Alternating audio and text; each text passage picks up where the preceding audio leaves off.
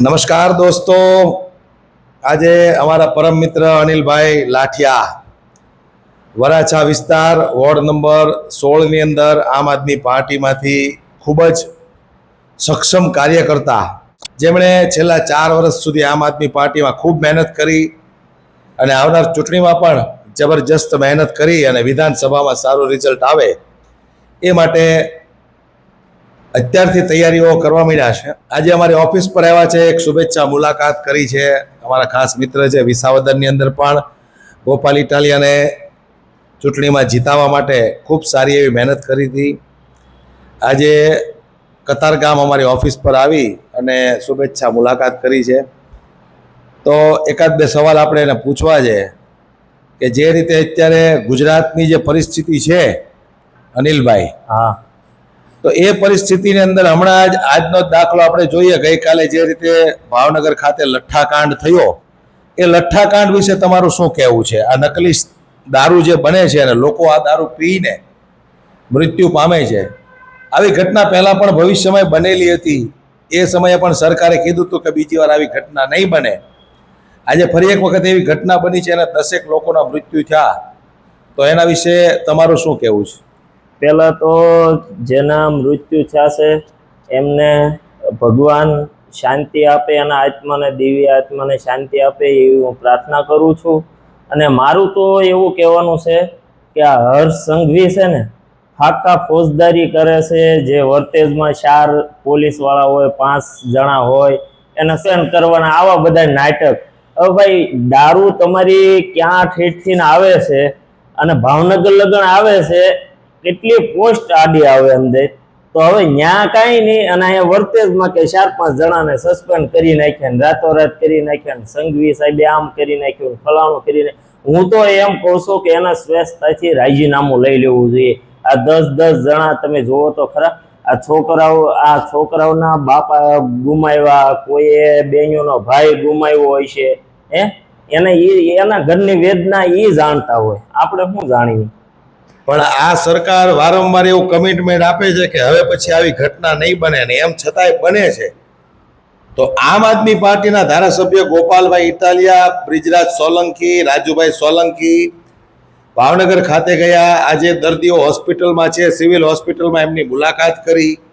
તો ત્યાં પણ ગોપાલભાઈ ઇટાલિયાનું કહેવું છે કે ભાઈ, જે દર્દીઓ બેડ ઉપર છે એ આ મામલાને કંઈક ને કંઈક દબાવવા માગે છે, એટલે ખોટા નિવેદનો પણ આપે છે. તો આ બાબતે તમારું શું કહેવું છે કે આવું બની શકે ખરું કે ભાઈ હર્ષ સંઘવી અથવા પોલીસવાળાએ એમના માણસોને બેડ ઉપર સુવડાવી દીધા હોય અને મામલો કંઈક ને કંઈક દબાવવાનો પ્રયાસ કરતા હોય, એવું તમને લાગે છે? હા, મને તો એવું ચોક્કસ લાગે જ છે. કારણ કે કોઈ માણસને કઈ એવું કઈ મજા આવે કે ખાટલા ઉપર હું અને કે મને કાંઈ તકલીફ નથી, કે મને કાંઈ વાંધો નથી, પણ મને એવું લાગતું હતું, એ બધું ખોટું જ છે ને. દેખાડવા માટે કે ભાઈ આ ગોપાલભાઈ આવે છે, તમે એટલું છુપાવો એમ કે ગુજરાતની જનતા જાગી ન જાય એના અવાજથી. કારણ કે મને ખબર છે કે જ્યારથી ધારાસભ્ય બન્યા છે ત્યારથી ગુજરાતની જનતામાં ઘણું પરિવર્તન દેખાય છે. બધા ખુલ્લીને બોલવા માંડ્યા છે. માનો કે તમે હોય કે હું હોય કે કોઈ પણ ગુજરાતનું હોય, બધા ખુલ્લીને બોલવા માંડ્યા છે.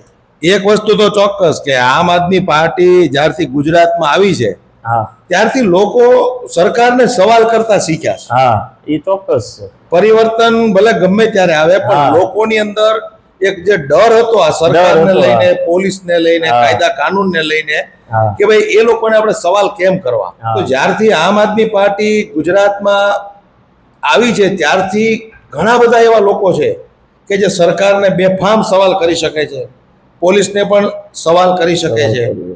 તો આજે એ ડર લોકોની અંદરથી ખતમ થઈ ગયો. તો એ વિશે તમારું શું કહેવું છે કે આવનાર સમયમાં હજુ પણ લોકો જાગૃત થઈને આમ આદમી પાર્ટી સાથે જોડાશે વધારેમાં વધારે? નહીં, હું તો એવું માનું છું કે આમ આદમી પાર્ટી હારે જોડાશે અને ગુજરાતમાં પરિવર્તન થાય એ 100% છે. કારણ કે આવું તો બધા પબ્લિક જોવે છે, નજરની સામે છે કે આવા નાટક કઈ થોડા હાલે. એક ખાલી એક ભેંસ હારી મરી ગઈ હોય તોય તે હરસંગી બતાવતો હોય કે અમારા રાજમાં આમ થાય છે તેમ થાય છે. ભલા માણા આ મૃત્યુ દેહ તમે જોવો તો ખરા, એક પછી એક, અને આવું બધું છુપાવે, એનાથી છુપાવે કોઈથી કાંઈ નથી રહેતું ભાઈ. 5 દિવસ હોય તમારું છુપાવેલું બહાર આવવાનું જ છે, આજ નહીં તો કાલ. હા, એ ગમે એટલો દબાવવાનો પ્રયાસ કરે, હા. લોકોને ખબર છે, લોકો જાગૃતિ થતા જાય છે, પણ કંઈક ને કંઈક ચૂંટણી સમયે આ લોકો પોતાનું જે કઈ હિંમત એકઠી કરી હોય કે આ વખતે આપણે બીજેપી ને વોટ નથી આપવા, પણ ચૂંટણી સમયે લોકો ફેરબદલી કરી નાખે છે. એ બાબતે તમારું શું કહેવું છે કે ભાઈ ઈવીએમ માં કઈ સેટિંગ થતું હશે, પૈસા દારૂ આપીને લોકોના મત ખરીદ લેવાલા થાય છે, શું કહેવું તમારું? જો દારૂ પાય છે ઈ 100% છે, કારણ કે એ તો આપણે વિસાવદરમાં જોયેલું છે. દારૂ બેફામ આવતો હતા, છતાં સુરત વાળાને કાઢી મેકવામાં આવ્યા હતા કે અહીંયા નહીં, કારણ કે એને ખબર હતી આ જનતા રેડ આવડા કરીએ કે એવાય છે કે હજી આ રાતે અમારે કાલે રિઝલ્ટ છે, કાલે ચૂંટણીનું મતદાન છે, તો આ રાતે પકડી લે દારૂ, એવો ડર એને હતો.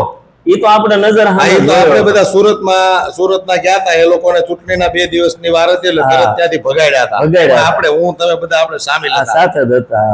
એટલે દારૂ છે નહીં તે આવું બધું બને છે, બધું કરે છે. ભલે ઈવીએમ માં ફરક કદાચ નહીં પાડતા હોય, પણ હું એમ કહું છું કે જનતા ભલે આ ગોપાલભાઈ આવ્યા પછી બહુ જાગૃત છે. એટલે આવનાર સમયમાં જોઈએ હવે કઈ રીતે લોકો કેવી રીતે પરિવર્તન લાવવા ઈચ્છે છે.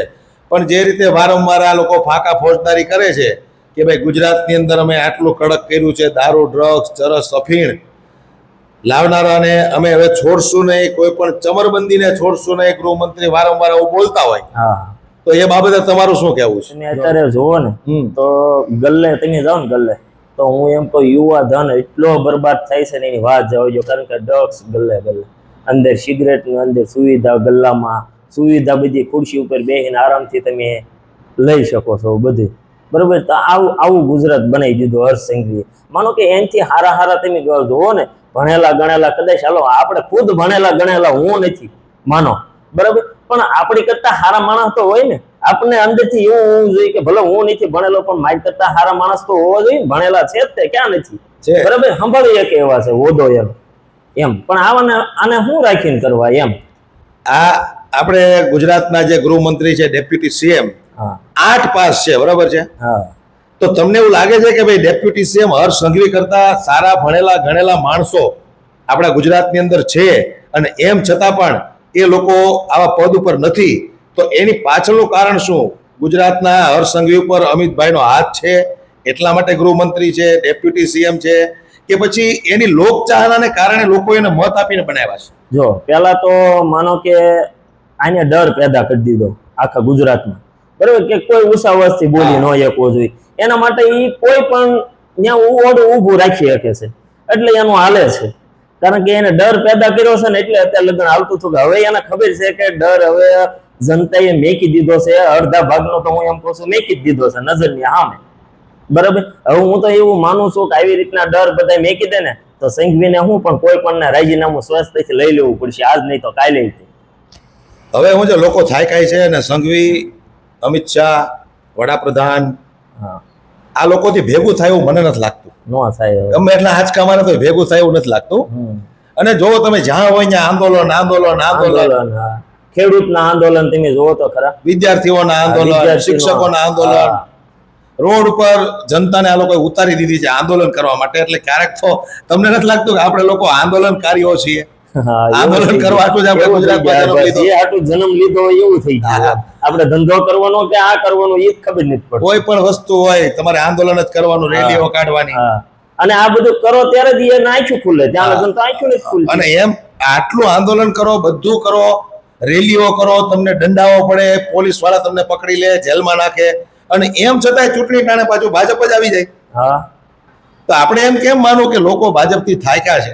એક તરફ તમે સમજો કે એટલા આંદોલનો થાય, પ્રોટેસ્ટ થાય. હમણાં દિલ્હીની અંદર જંતર મંતર ઉપર જે પ્રોટેસ્ટ થયું, પ્રધાન શિક્ષણ મંત્રીનું રાજીનામું લેવાયું પ્રધાનનું, તો આ બધી જ ઘટના આપણે જોઈએ છીએ, તો એ પાછું ચૂંટણી સમયે બીજેપી જ આવી જાય છે. પણ એ મેં કીધું એને ગોળે છે કે ડર પહેલેથી પેદા કરેલો હતો, અને હવે એ ડર ચૂકી ગયા છે. આ ડર કયો પેદા કર્યો? ધર્મના નામનો, હિન્દુ મુસ્લિમનો, ભારત હિન્દુ મુસ્લિમ તો એ આંકે છે, એ સિવાય આમ થાય તે નહીં આવે એવા માનો ને. કારણ કે હિન્દુ મુસલમાન કરીને દત્તા લગ્ન જીત્યા છે બધું, બરોબર, પણ કહેવાનો મતલબ એવો છે કે ડર હતો ને એ ડર હવે ખુલ્લો પડતો જાય છે એનો, અને હવે એને ખબર પડી ગઈ કે હવે કોઈ પણ નાગરિક હોય આમાં સવાલ કરતા શીખી ગયો છે, પોલીસ વાળા હોય તો એને આમ બોલતા શીખી ગયો છે. અને પેલા કોઈ નહોતું જોયું, પોલીસ વાળાને ભાવે ક્યાં ધરુજવા મને. હવે એ નથી. હવે હું બહાર જાઉં પોલીસ વાળા મળ્યો ને તો હું એને બે ધડકથી બે સવાલ કરી શકું, બરાબર. ભલે કાયદેસર એમ થતું હોય એ બધું જ કરો, પણ એને આપણે સવાલ કરી શકીએ છીએ. એટલે આવનાર સમયમાં કંઈક પરિવર્તન આવશે ખરું? આવશે 100%. આ ગોપાલભાઈ કેમ લાગશે વાર, પણ આવશે મજા. આવશે મજા. હા, કારણ કે ખેડૂતો તમે જોવો તો ખરા, ખેડૂતોના રોડે સડેવા. આપણે વડાપ્રધાન કહેતા હતા કે તમને બમણી આવક થાય, બરોબર. હું તો એમ કહું બમણી હું ભાઈ, તો જે હતું એ રવા દીધું હોત ને તોય સારું હતું. 2014 વડાપ્રધાન બન્યા ત્યારે કીધું હતું ઓરિજિનલ ખાતા હતા ને, ભલે કઈ હતું નહીં પણ ઓરિજિનલ ખાતા હતા ને, એ રવા દીધું હોત ને તોય સારું હતું. આ ઓરિજિનલ માંથી ને જ્યાં ના ડુપ્લિકેટ ખાવા મળ્યા. હવે તો સૌરાષ્ટ્રમાં ખેડૂતો આંદોલન આમાં થોડુંક વધારે એક્ટિવ બનાવી રહ્યા છે કે ભાઈ આ ખેડૂતોના પ્રાઇવેટ જમીન ઉપર આ અદાણી વીજ થાંભલાઓ નાખી રહી છે, ગેસની લાઈનો દોડાવી રહી છે. એને કારણે છેલ્લા લગભગ 2 મહિનાથી સૌરાષ્ટ્રમાં આંદોલન હાલે છે. આ લોકોએ શું કરી લીધું?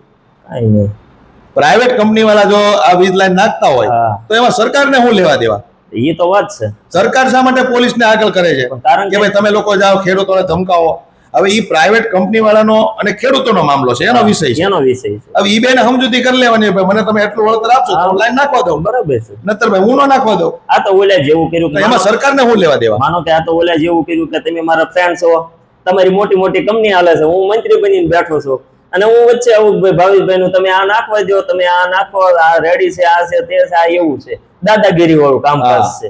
આમ ખેડૂતોને દબાવ્યા છે. કંઈક ને કંઈક સૌરાષ્ટ્રની અંદર, ગુજરાતની અંદર ખરેખર પરિવર્તનની જરૂર છે. 2027ની અંદર હવે લોકો, યુવાનો જાગૃત થાય ને તો કંઈક નવા જૂની થાય. યુવાનો હવે આવનાર સમયમાં જાગૃત થાય તો કંઈક પરિવર્તન આવે. બાકી હવે સમજો કે જે લોકોએ ભાજપને અત્યાર સુધી વોટ આપ્યા એવા લોકો પણ થાકી ગયા છે. એ લોકો એમ કહે છે કે હવે ભાજપ જવી જોઈએ. 32 વર્ષના શાસન દરમિયાન આ લોકો ખેડૂતોને રોડ પર લાવી શકતા હોય, ખેડૂતોને કોઈ જાતનો લાભ ન આપી શકતા હોય, તો તમે વિચાર કરો 3-4 મહિના પહેલા તમિલનાડુમાં જે સીએમ વિજય થાલાપતિ બન્યા, તો એને ગઈકાલે 2 દિવસ પહેલા જાહેરાત કરી કે ભાઈ તમિલનાડુની અંદર ખેડૂતોનું 75,000 સુધીની લોન માફ. તો 32 વર્ષથી આ લોકો શું કરે છે? બસ આ જીતતા આવે છે એ જ વાંધો છે.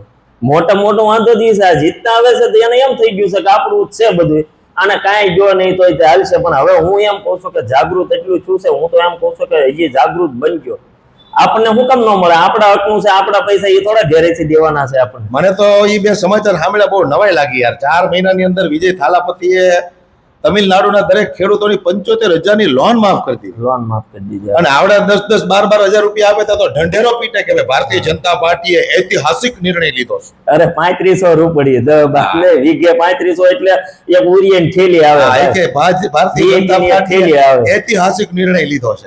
અરે તમારો નિર્ણય આ બધા અહીંયા ખરેખર આપણે જોવો ને તો જેટલા મંત્રીઓ છે ને, નાટક જોવાના, મોટા ભાગના નાટકબાજ છે અને અભણ છે, જેને કોઈ જાતની ખબર પડતી નથી અને ખુરશીઓ રોકીને બેહી ગયા છે. હવે જનતા જાગૃત થાય ને તો જ આ લોકો જાય. બાકી મારી તમારી જેવા આમ આદમી પાર્ટીના કોંગ્રેસ વાળા ગમે કરે, પોતે સ્વીકારે ને તો જ તે હાલે, નકર નો હાલે. કારણ કે હું કહું છું કે ભાઈ હું 8 પાસ છું, હાલો હું 8 પાસ છું, બરોબર, તો મારે એવો ઘમંડ ન રખાય કે હું જ છું, મને જ આવડે, હું કહું એમ જ થાય. ભાઈ મારી કરતા હારા હોય, અહીંથી નીચે જાઉં તો મારી કરતા હારા ભણેલા ન હોય એનું માનવું પડે એમ. કારણ કે એ ભણી ગણીને આવ્યા હોય, એને આપણી કરતા વધારે ખ્યાલ હોય. તમારી પાસે હોય કોઠા હોય, ન હોય એવું નથી કહેતા આપણે, પણ ભણતર એ ભણતર જ કહેવાય ભાઈ. હવે પોલીસ વાળા તો એની કરતા બધા, એની કરતા તો હું એમ કહું બધા પોલીસ વાળા હોમગાર્ડ વાળા એની કરતા વધારે ભણેલા હોય, છતાં એને સેલ્યુટ મારતા હોય ત્યારે દુઃખ થાય. દુઃખ થવું જોઈએ કે આટલા મોટા અધિકારીઓ આ 8 પાસ ને સેલ્યુટ મારે છે. પૈસાના દમ ઉપર બનેલા મંત્રીઓ, લોકોને મૂર્ખ બનાવીને બનેલા મંત્રીઓ, અને પોલીસ વાળા રાત દિવસ મહેનત કરી હોય, કેટલી એક્ઝામો આપી હોય, પાસ કરી હોય, ત્યારે એને પોલીસની વર્દી મળે છે. અને આ લોકો એને ધમકાવતા હોય ત્યારે આપણને દુઃખ થાય કે આ આપણા ગુજરાતનું ભવિષ્ય છે. આવા લોકો પોલીસને ધમકાવે. અને ગુજરાતની જનતા પાસે આપણે એક જ અપીલ કરવી છે, ભાઈ પરિવર્તન છે ને એ બહુ સારું છે. પરિવર્તન એકવાર કરાય. આપણે એવું નથી કહેતું કે આમ આદમી પાર્ટીની સરકારને તમે રાખો જ, બરાબર, પણ 5 વર્ષ તમે જુઓ કેટલો ફરક પડે. આ બધા કોંભાડ કરેલા હોય ને એ બધા એના વયા જાય. એક મોકો ખરેખર આપવાની જરૂર છે. જનતા જાગૃત બને તો કંઈક પરિવર્તન આવે. પણ જોઈએ આવનાર સમયમાં શું થાય છે. આપણે આજે જે ચર્ચા કરી એ વિડીયો બાબતે દોસ્તો તમારું શું કહેવું છે કોમેન્ટ બોક્સમાં અમને કોમેન્ટ કરીને જરૂરથી જણાવજો. આજે અમારા મિત્ર આવ્યા હતા અનિલભાઈ લાઠિયા, એમની સાથે થોડી ચર્ચા કરી છે. આ ચર્ચા તમને કેવી લાગી એ કોમેન્ટ બોક્સમાં કોમેન્ટ કરીને જરૂરથી જણાવજો. જય હિન્દ, જય ભારત, જય જય ગરવી ગુજરાત.